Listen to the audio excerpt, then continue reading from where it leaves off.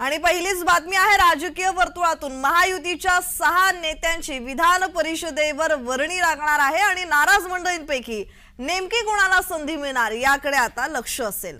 महायुतीच्या 6 नेत्यांची विधान परिषदेवर वर्णी लागणार आहे। विधानसभेत डावललेल्या नाराजांना संधी मिळणार का हे पाहणं महत्त्वाचं आहे। नुकत्याच झालेल्या विधानसभा निवडणुकीत परिषदेतील 4 आमदारांची विधानसभेवर वर्णी लागलेली आहे। विधान परिषद आमदार चंद्रशेखर बावनकुळे, गोपीचंद पडळकर, रमेश कराड आणि प्रवीण दटके विधानसभेवर निवडून गेल्याने भाजपाच्या 4 जागा रिक्त आहेत। तर अनेक नाराज मंडळींपैकी नेमकी कोणाला संधी मिळणार याकडे आता सर्वांचंच लक्ष आहे, कारण विधानसभेची निवडणूक झालेली आहे, निकाल लागलेला आहे, दणदणीत विजय महायुतीचा झालेला आहे। तर दुसरीकडे मविया चांगलीच आपटली आहे। मात्र या सगळ्या निकालानंतर राजकीय वर्तुळात आता हालचालींना वेग आलेला आहे।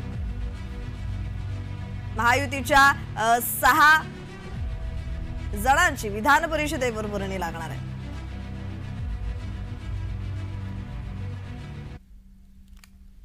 तर या संदर्भात अधिकची माहिती देत आहेत आमचे प्रतिनिधी मनोज दळाकर। मनोज, या संदर्भातला अधिकचा तपशील।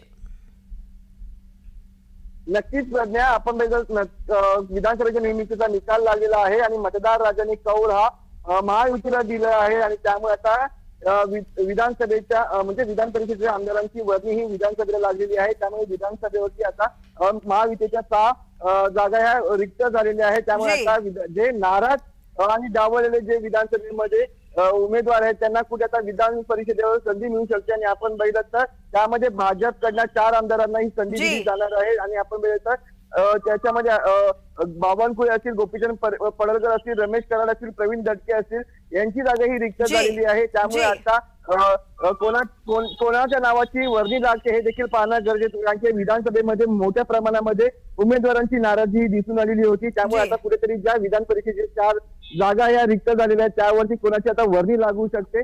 पण आपण बघितलं जे उमेदवार आहेत त्यांची आता विधानसभेला वर्णी लागलेली आहे आणि यामध्ये आपण बघितलं एक राष्ट्रवादीची पण जागा आहे आणि एक शिवसेनेची देखील जागा आहे। त्यामुळे आता कोणाच्या नावाची वर्णी लागते हे देखील पाहणं तेवढंच गरजेचं आहे। जी, धन्यवाद मनोज तुम्ही दिलेल्या माहितीसाठी।